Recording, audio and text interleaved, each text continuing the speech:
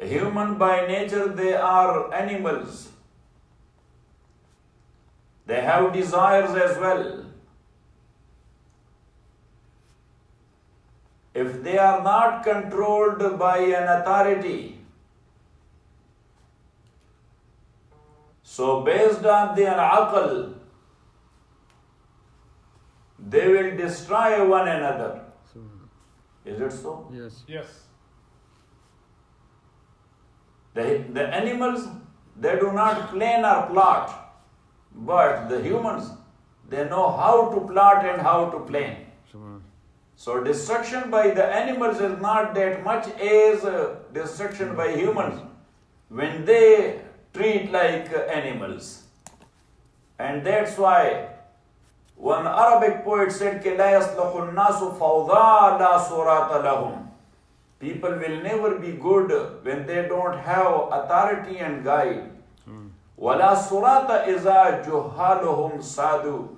And that is not a guide when the ignorant and illiterate people, they who become guide. Got it?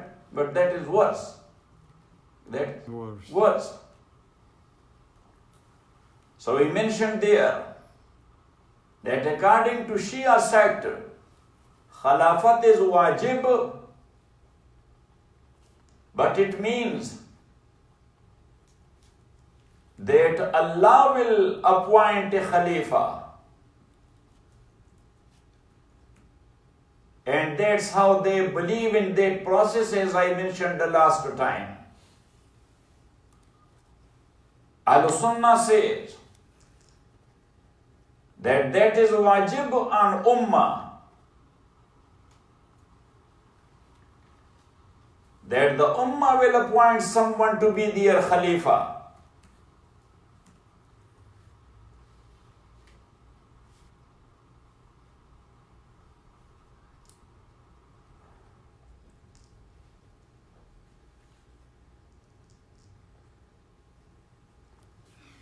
Now, who will be the Khalifa or the Imam?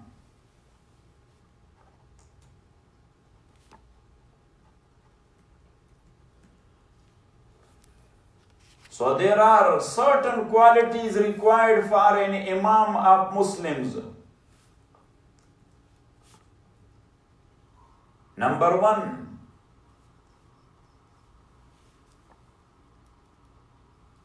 knowledge. And number two, the talent of deduction for immediate issues.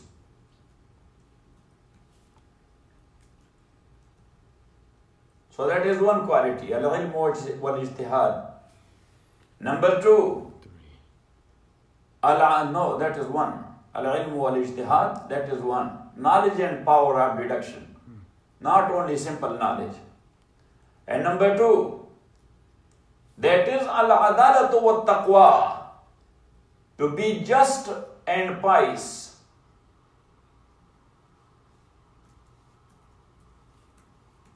Number three, al-kifayatu wal-maqdira, that he has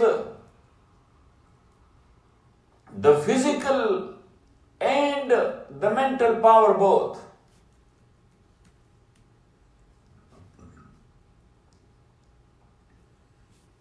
Number four, basiran bil harb wa tadbir al juyush. He knows how to handle the situation in time of war, and who knows a lot about army and their affairs.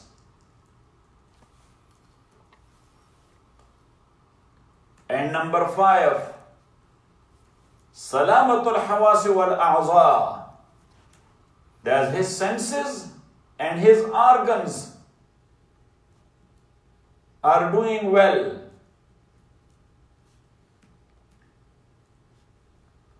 So for example, he is blind, so how he will be a Khalifa? Got it? So these are what the Ummah is agreed upon.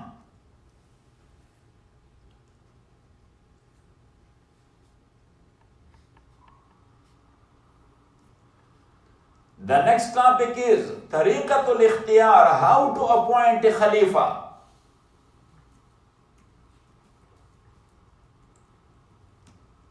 So as I gave you the detail, from those details we found 3 ways. Number 1, the bay'at. Now that is another thing, the bay'at by whom? But means the bay'at. And bay'at means election. Bay'at means election. And number 2, istikhlaf, appointment. And number 3, at-taghallub wal-istila, taking over.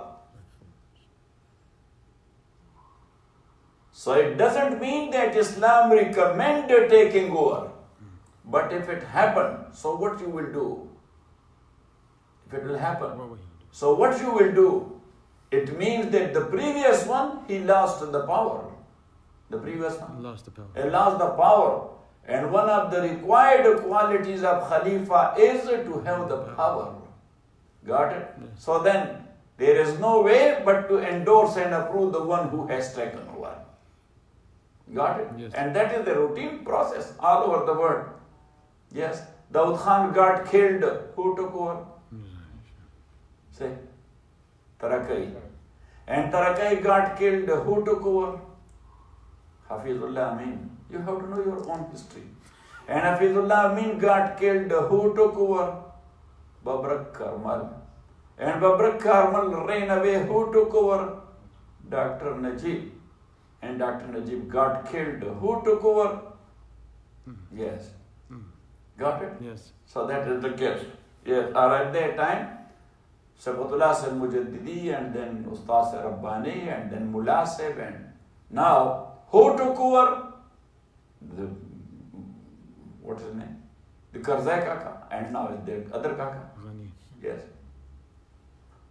Got it? But no one can say that with free consent the people have brought them. If you can say, just tell me. Any one of them? No. Got it? Just started from Daud Khan. Yeah. I'm not going to favor one or to condemn another one. I said that this happened. So then what you will do? Yes. Yes, if you cannot counter. So, yeah. Because if there is a guy who is putting the country and the public, yes, means in the wrong direction as far as their ideology is concerned. Yes, or they are forcing them to get enslaved, which is against the human nature. And you have the power, then you have to counter it. Then you have to counter it. And when you don't have the power, so you cannot counter him anyway. Got it? Yes. So anyhow, these are the 3 ways. And as I told you, that Hafiz ibn Hazm says, Rahmatullahi alayh, that appointment or istikhlaf is the best way. Got it? Yes. So he says that every Khalifa should appoint someone as his successor before his death. Conditions are there. Whom? The qualities are must. Because that is required by Sharia, not required by being you and me and so, required by Allah, required by Rasulullah sallallahu alaihi wasallam. Got it? That is number 1. Number 2, as Hafiz ibn Hazm said, should not be his kith and kin. Should not be his kith and kin. So kith and kin, neither his parents, nor his kids, nor his brothers and nephews. Got it? Yes. Yes. Because there he will not be looking into the qualities. Yes. He will be looking into the qarabat. Yes or not? Yes. The relation. But Jumhur says that the best way is the bay'at.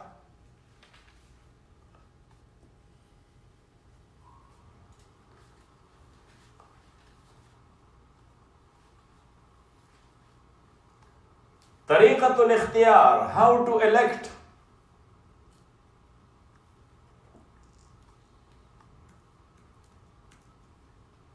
The selection of Khalifa.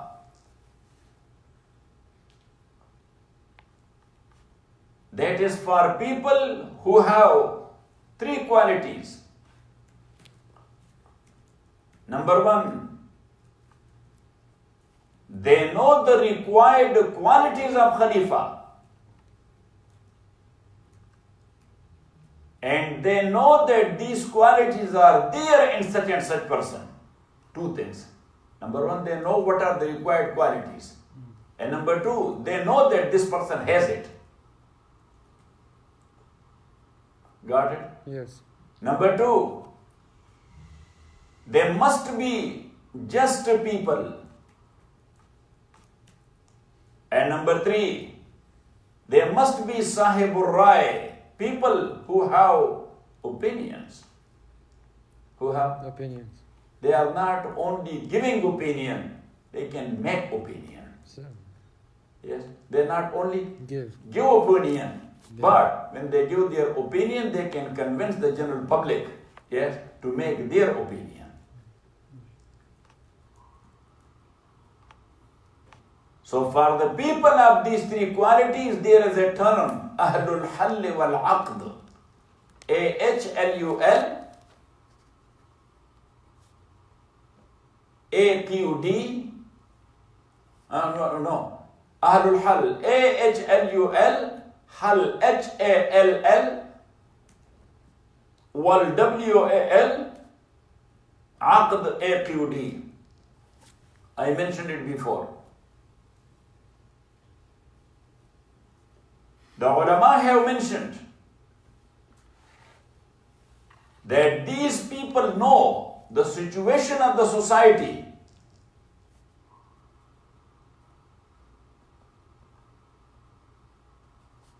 and they know the political affairs. Situation of the society, and number two, Political affairs. the political affairs.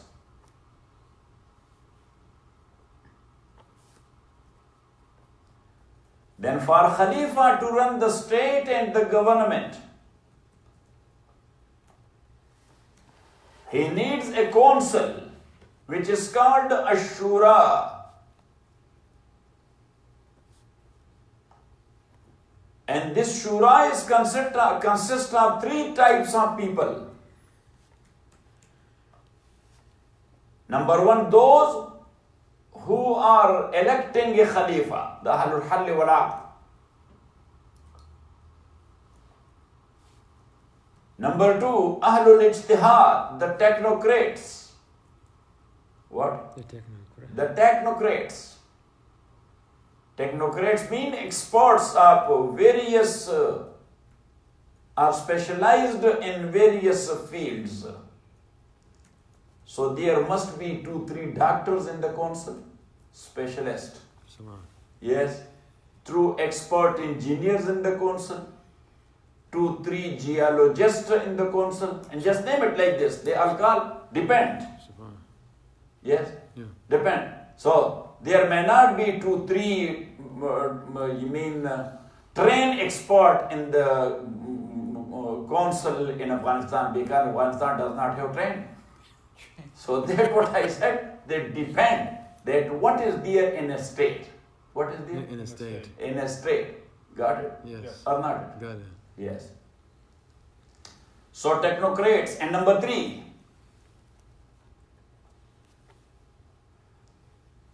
a group of those people who has these qualities. Number one, they are genius and they are expert.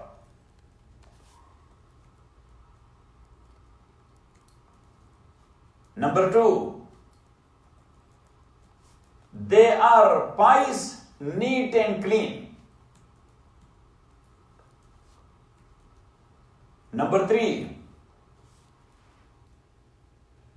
they are people having opinion.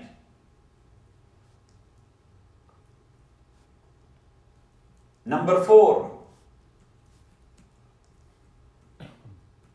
they have not been attacked by any big grief, because it will make them disturbed. How he will give opinion?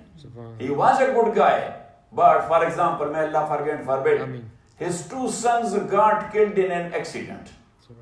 Got it? And he was in that shock for a long time. It means that his talent got damaged. Got it? Yes. So that's number 4. And number 5, that he does not have any personal agenda, but thinking of national interest only.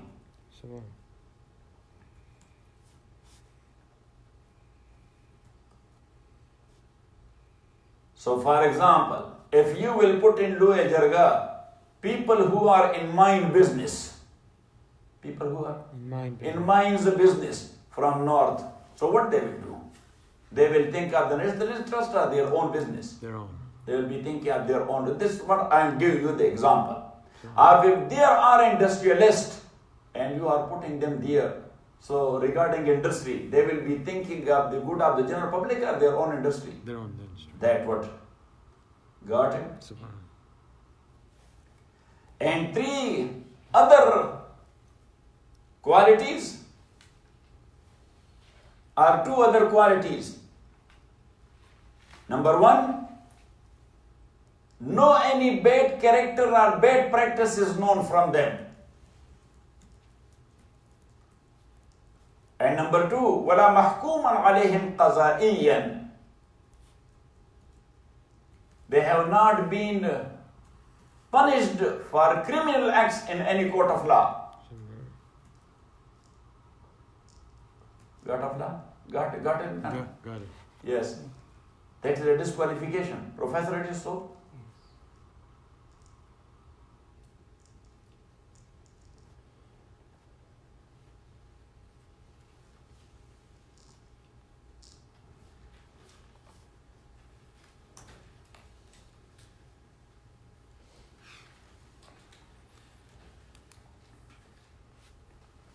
Now,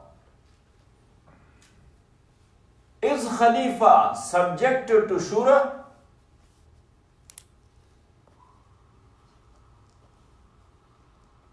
Shura in Islam or consultative council in Islam is the helper of Khalifa.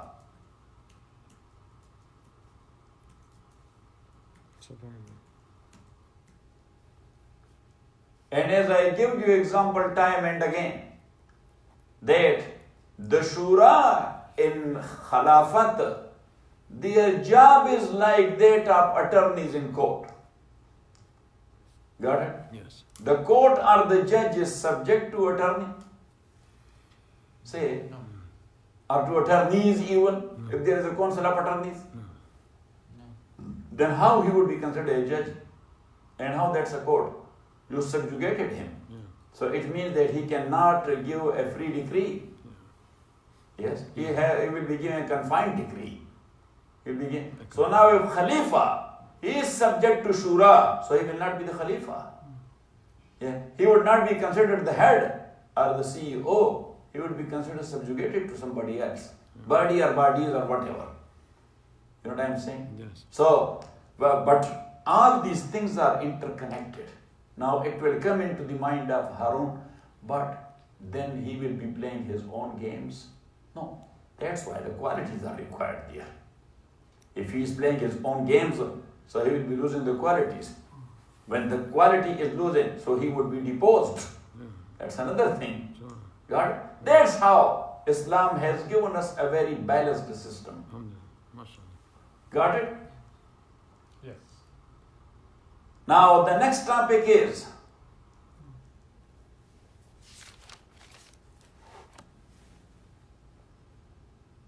Al-Huquq wal-Wajibat, rights and duties of Khalifa.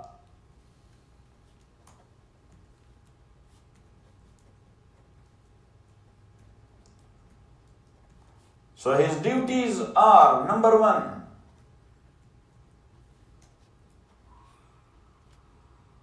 to defend and protect deen, because that is ideology. In Islamic Khilafat, what is the ideology? Yes. The deen. Number 2, to implement the Islamic Sharia.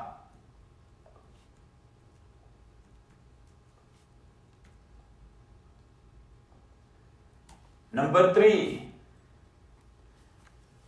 to provide peace and security to the general public.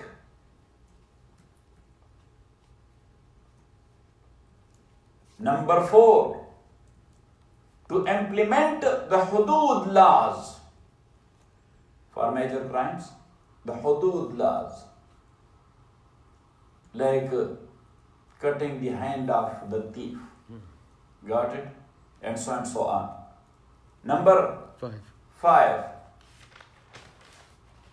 to strengthen the boundaries of the state.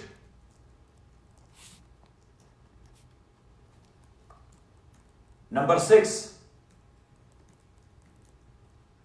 to take an action against those who are against the state from inside or from outside. So from outside they are considered as invaders or attackers.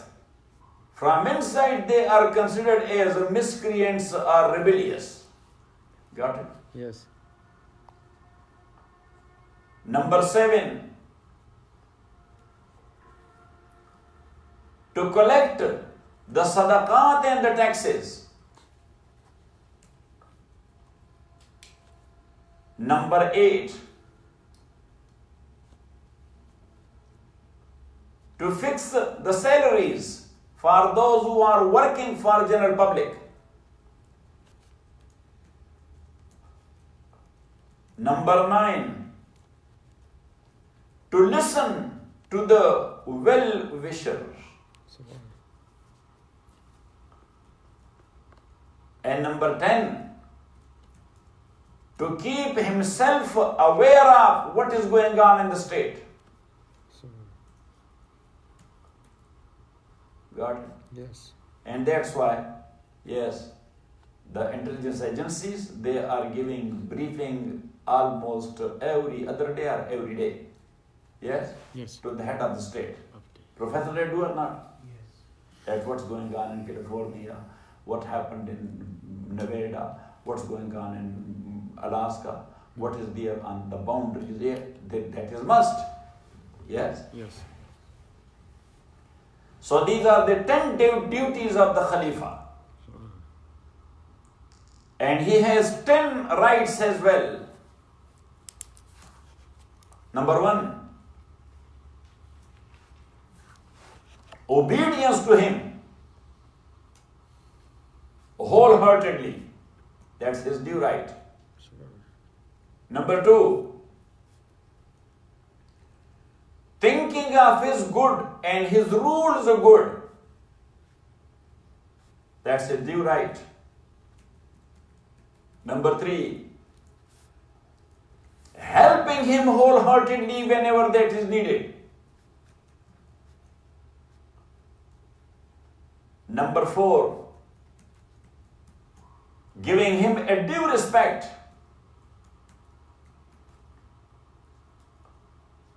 Number 5, to warn him of his negligence. Number 6, to keep him aware of enemies from inside or outside.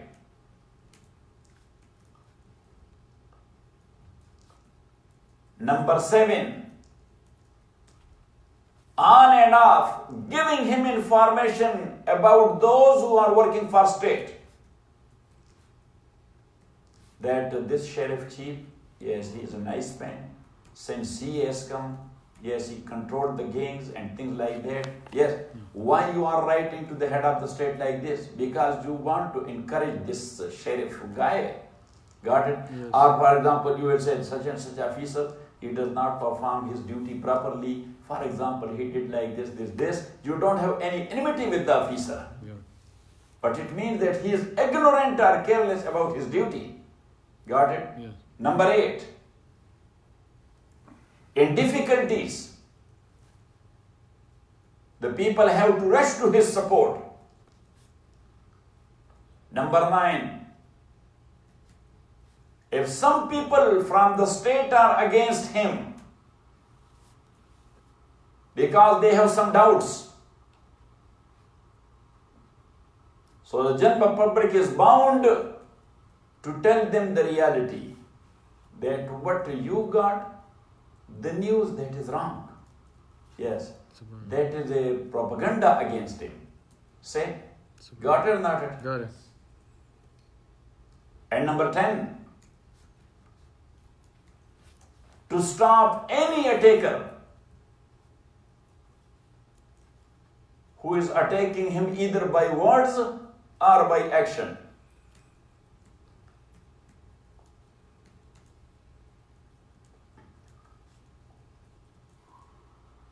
Now, these due rights of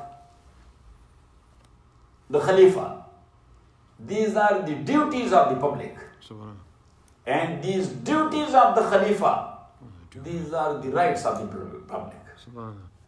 Got it? Yes. Two interconnected mean parties. One has the rights towards the other. So that is the duty of the other party. Subhanallah. One has the duties towards the other. So that is the rights of the other. Subhanallah. Got it? That is mean a matter of common sense. But still, the Ummah, mean the general public, they have their own duties.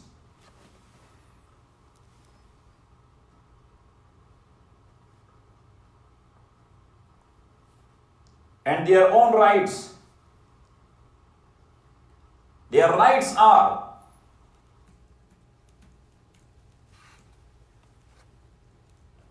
to protect their 5 basic precious things. Number 1, their blood. Number 2, their property. Number 3, their honor. Number 4, their faith and belief. And number 5, their aql. Subhanallah. Got it? Yes. So you will not allow people to play with the aql of people in Sepulveda. Why? Because it will make the people crazy. How many youngsters they have become crazy? They have lost their mind. They have become, yes, senseless of nowhere. But that is, you can say, a burden to themselves and to the society as well. Got it? So these are 5 things Islam insists upon. That is the duty of the state and the government. Yes, to protect it. Got it? Yes. Number 2, to protect the freedom of everyone.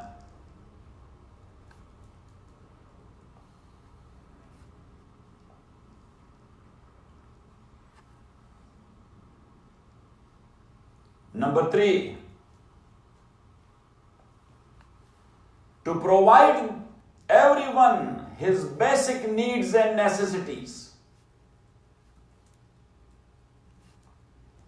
And basic needs and necessities are, number 1,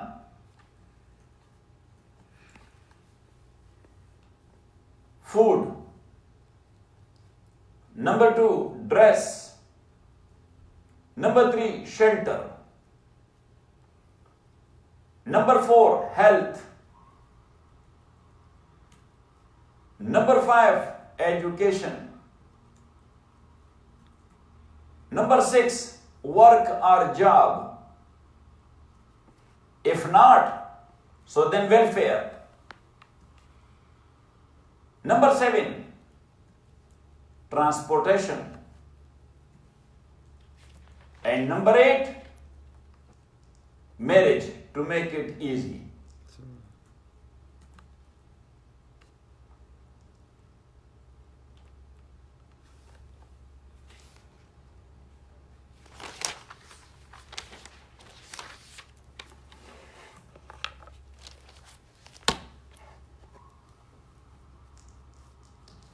So,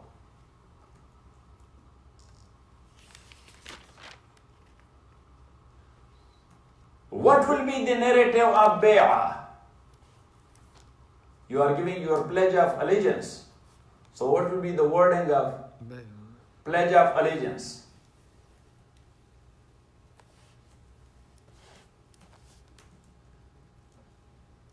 that I hereby solemnly affirm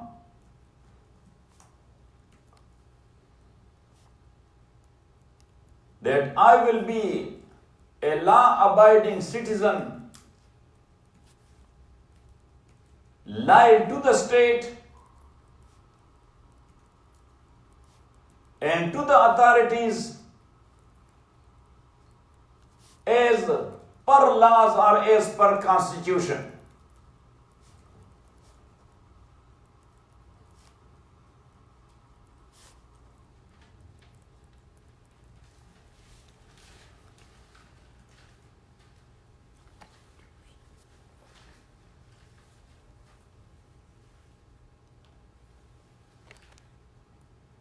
The next topic is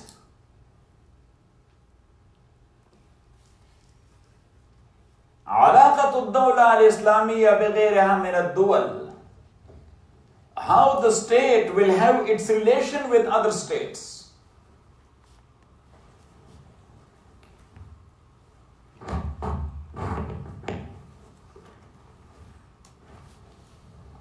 Because you can call each and every state a legal person, as natural persons are related to one another. Yes or not? Yes. They have duties, they have rights because they are living together. So in this world, the states are living together. So they are considered as legal persons. So they are in need of one another as well. Number one,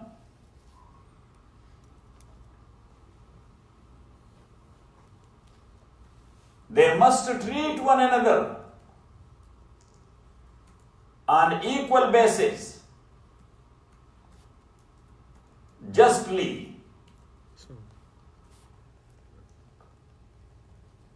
Number two, ضرورت احترام المعاهدات, whatever their agreements are. So they are bound to fulfill their obligations.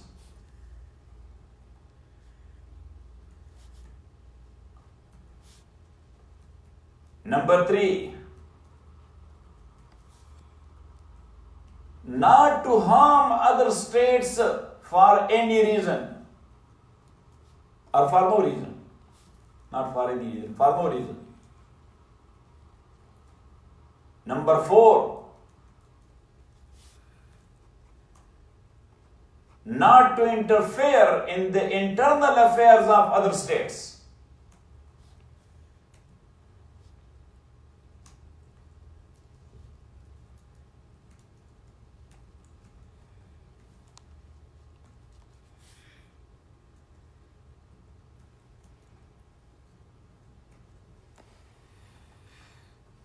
Now systems are so many all over the world, but what are the characteristics of Islamic system?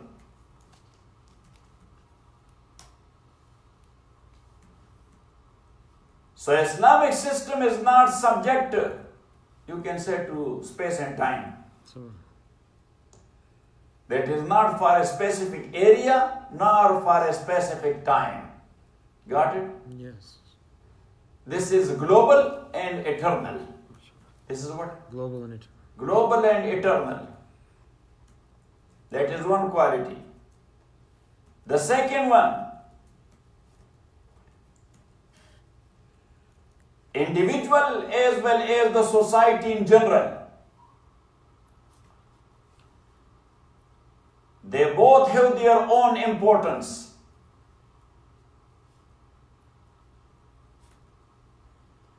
Not to harm an individual for society, nor society for an individual. Number three,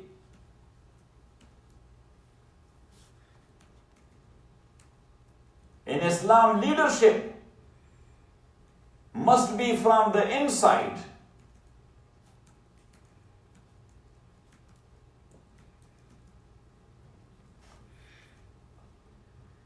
Number four, it focuses how to strengthen the country and to strengthen the society as well.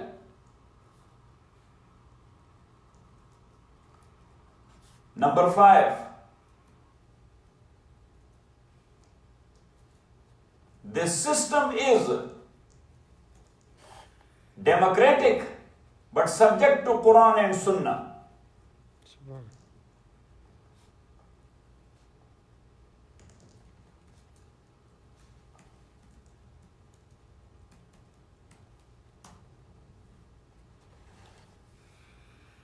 Characteristics of Islamic State, that was Islamic system. Now, qualities of Islamic State. Islamic State. Number 1, sovereignty and supremacy belongs to Allah in Islamic State.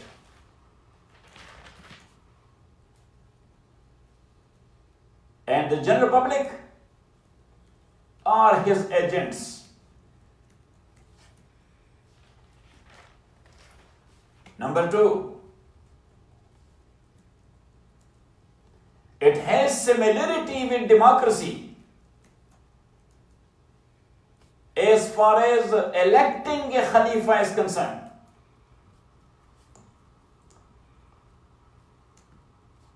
But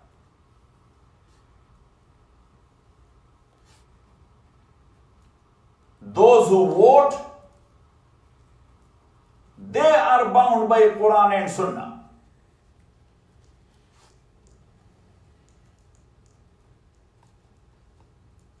Number 3, this is a state totally based upon freedom and liberty.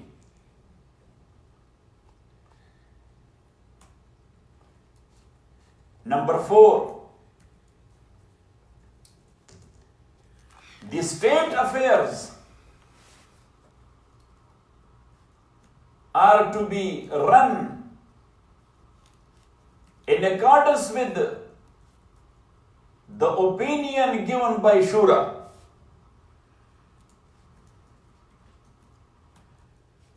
Number 5, this is state duty to enjoin good and to prevent vices. Amr bil ma'ruf, nahi anil munkar.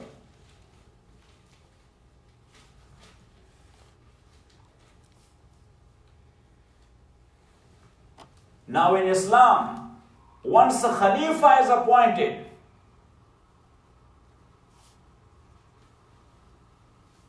so this type of Khalifa, to appoint him, this an easy job or very tough? Very tough. Very tough job. Yes, so you cannot make it a play that let's go for the same play once again after 4 years, Subhan. after 5 years. In Islam, there is no time limit for Khalifa. Subhan. As long as he himself does not say, I don't want to do it anymore, or I'm sorry. Got it? Or as long as he is not disqualified for the job. As long as He is not disqualified. disqualified for the job. Got it? Yes. So deposition of Khalifa.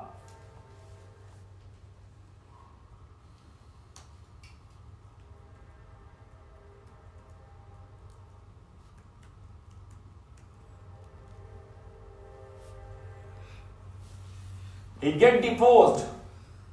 Either he cannot perform the duty,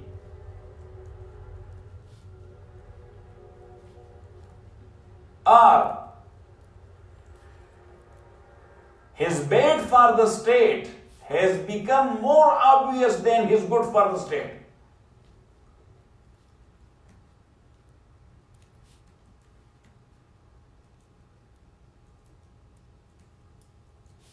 So who will depose him?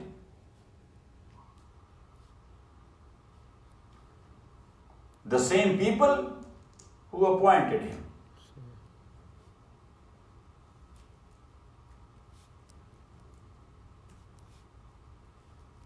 So he would be deposed, number 1, when he departed from Islamic concept, when he is no more with the Islamic concept, or in his deposition, is greater a good for the state and public more than his remaining in power.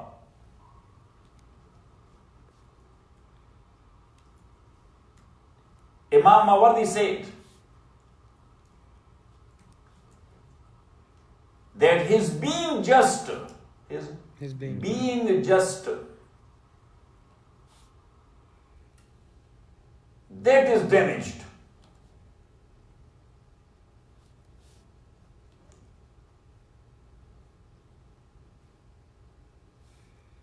How? As we mentioned before, that he must be just, that is one quality which is required in Khalifa. So now, when he became Khalifa, he was just at that time. Yes, when he became Khalifa, then he got involved in major sins. He got involved? major sin. In major sins. Got it? So now, as we cannot appoint someone who is involved in major sins from the beginning, so we cannot keep him going on. Got it? That's number one.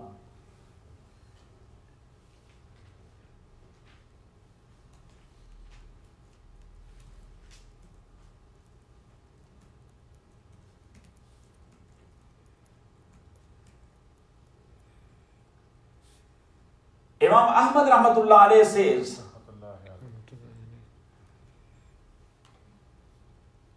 that his involvement in major sin disqualifies him to become Khalifa. But now when he is elected Khalifa, as he was just, but now he got involved in that business. So Imam Ahmad says that here you have to look into. If we will depose him, that will be the worst condition. Or if we will keep him, that will be the worst. Got it? Yes. Or not it? Yes.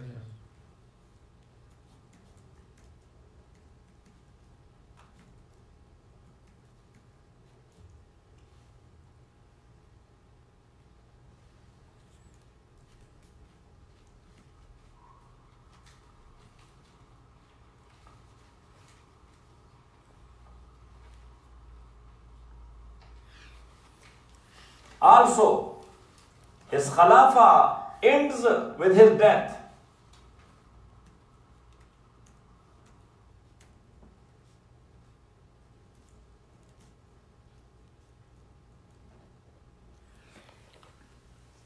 But if he became crippled, what?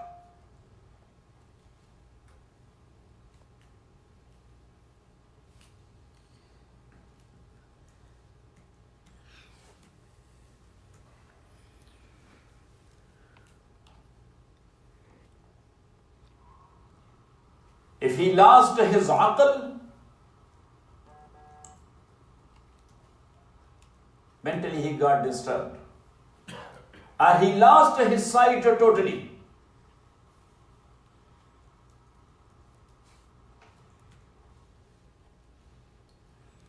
so then he would be deposed.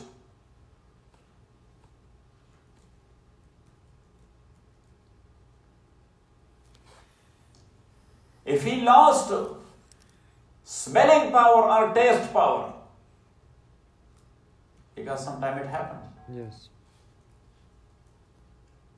So that is not a hindrance in Khilafat. Okay, you will not be eating too much. That's good. Yes, Professor? And if he became deaf or mute,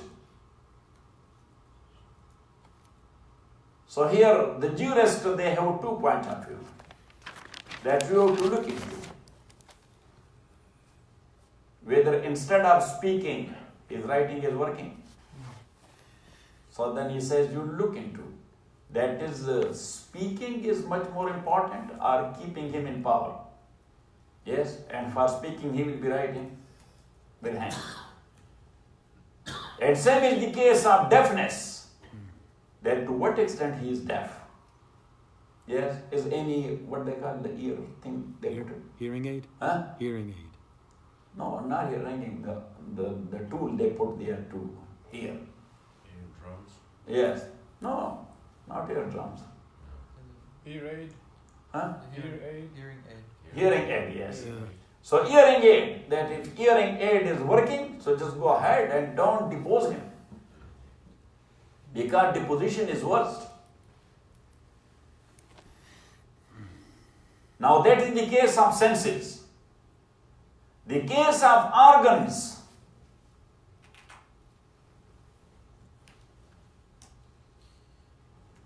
Look, if his ear is cut it like, look here, cut it with something, yes. So can we appoint him as Khalifa? Yes. If he was okay when he was appointed, later on something happened in an accident, yes, and his ear was cut, yes, no problem. It has nothing to do with, that's okay.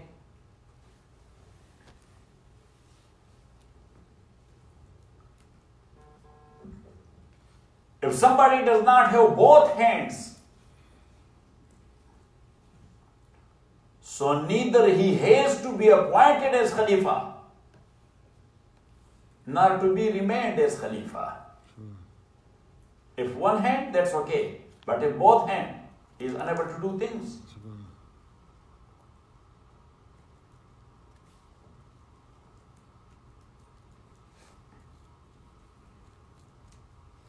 And if he lost one of his eye, so that is not a problem for his job. That's a problem for his look only, that he is not looking good. Got it? Yeah. Or not it? Got it. Another thing,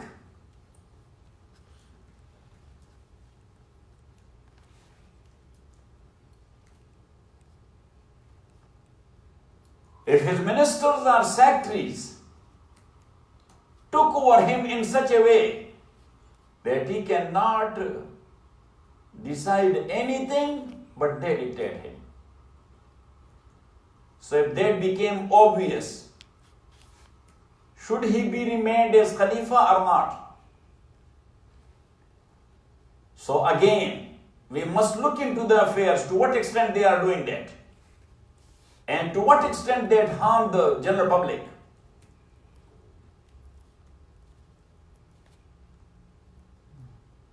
And if he has been took over by the invaders, so then for sure his Khilafat is gone. There is no need of deposition. He got deposed automatically.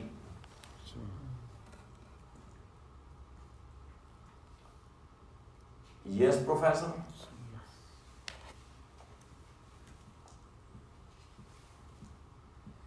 So now you should go back to your sabaq, ayah number 9. That is, إِنَّ هَذَا الْقُرْآنَ يَهْدِي لِلَّتِي هِيَ أَقْوَمُ. So when it means this topic, yes, we detailed 3 topics. Number 1 is the Mi'raj. Number 2, the story of Israel. And number 3, the political system. So if you will separate that for him, you and Tarijan, and yes, give it the heading there on the internet, so that will be good for people. Or tell Izar to do that. Sure. Got it? Yes. Because if people want to listen. Professor, what do you think? Yes, it should be. That will be good or not? Yes, it's a good approach. So just Professor, for 3-4 nights constantly, for means more than 4 hours, I spoke about the political system. So Professor, you are a learned man, just tell me a little bit about that. What type of system that is? Political system, Islamic political? Yes. What you learned in all these 4-5 days? Well, Yes, in brief, no. 2-3 sentences, that what type of system that is? First, it is democratic, but it's subject to Quran and Sunnah. Quran and Sunnah. And It is economical as well. yes, that's true, and that deals with equality and justice. And number 3, freedom for general public. Yes, and of course the welfare of the state as well. That is good. MashaAllah. That is good.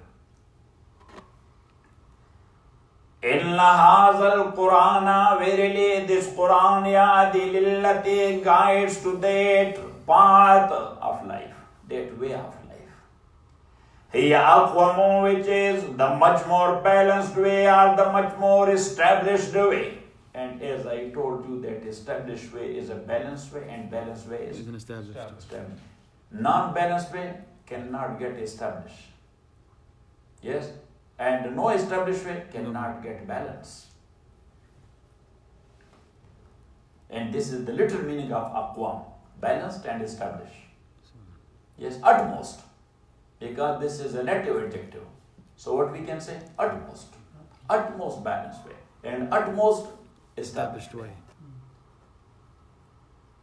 Inna hadhal Qur'ana yadi lillati hiya aqwam, verily this Quran yadi guides lillati towards that way of life. Hiya aqwam, which is the utmost established and the utmost balanced way of life. So when people in general, they will be living an established life and balanced life.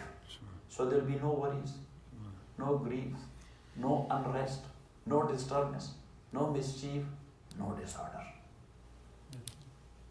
Got it? So what you want? Yes, because people are looking for 2 things in a state.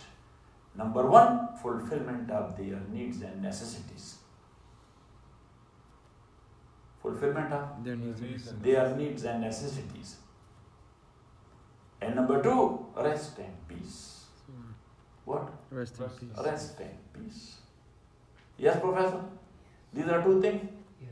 And that called welfare state. If somebody will ask you welfare state, so you will say this is So, fulfillment of needs and necessities. Number 2, rest in peace. rest and peace. Got it? Right. Yes. And that's why Imam Ghazali rahmatullahi alayhi has mentioned in Ihya ul-Ulum and also in Kimya al-Sa'adah. Ihya ul-Ulum is a great book in social sciences in few volumes. Written by whom? Imam Ghazali. Yes. By the very great social scientist, Imam Ghazali. So he has mentioned there that where the needs and necessities of general public are not fulfilled, so he said that the prayer of their pious one is makruh as well. Yes. Now, you will be thinking that Imam Ghazali was okay when he was saying that. Yes, he was okay. Why? The pious man will be having his needs fulfilled or not. If his needs and necessities are not fulfilled, he will be standing in the prayer and thinking of the food of his kids. Subhanallah. He will be thinking of the dresses of his kids.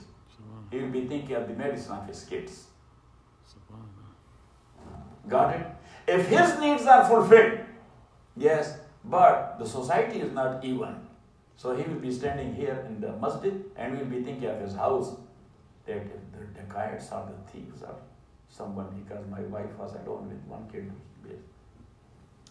So he said he will never focus. What do you think about Imam Ghazali? Professor? He's right. He's so right. That's one of the major problems that we see within the Islamic countries now, because they don't have the needs and necessities. Inna hazal Qur'ana yahdi lillati hiya aqwam, verily this Qur'an yahdi guides lillati to that way of life. Hiya aqwam, which is the utmost established and the utmost balanced way. Wa yubashshirul mu'minina, and it gives glad tidings Al-Mu'minina, to the believers, Allazina, those Yamaluna Salihat, who practice righteous good deed, Anna lahum ajran kabira, that for them there will be a very great reward. So now, when the life here is established and balanced, yes, and you practice accordingly, so the life in the hereafter, that is established and balanced as well. That's a prosperous one. So it means Quran gives you a good here and a good in the hereafter. Got it? وَأَنَّ الَّذِينَ لَا يُؤْمِنُونَ بِالْآخِرَةِ, that those who believe not in the hereafter, أَعْتَدْنَا لَهُمْ عَذَابًا أَلِيمًا, we have prepared for them عَذَابًا أَلِيمًا, a painful torment. وَيَدْعُ الْإِنسَانُ بِالشَّرِّ دُعَاءَهُ بِالْخَيْرِ. This is a complaint by Allah subhanahu wa ta'ala, that human should ask good for themselves. There are foolish people, they are asking bad for themselves. That is in reference to the mushrikeen of Makkah. When Prophet ﷺ warned them of what they are doing, that there will be a punishment from Allah. Maybe you will have azab of Allah. So they said, why that is not coming? Muhammad, when you are bringing us azab or something, yeah, just ask your God to send it down. So Allah subhanahu wa ta'ala is making a complaint. وَيَدَعُ الْإِنسَانُ بِالشَّرِّ, and man invokes Allah for evil, for azab. دُعَاءَهُ بِالْخَيْرِ, like someone is invoking him for good. Yes, because there was one khabith, his name is Nadr ibn Haris. What? Nadr ibn Haris. He used to bring the story books from Syria. And he was relating that to his people.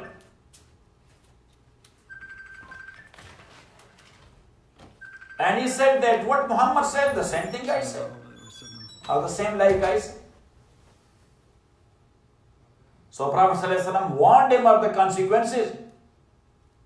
So he looked at the sky and he said, "Oh Allah, if what he is saying that's right, yes, just stone us." Got it? Or send down on us another painful torment. Surah Al-Anfal, ayah number 31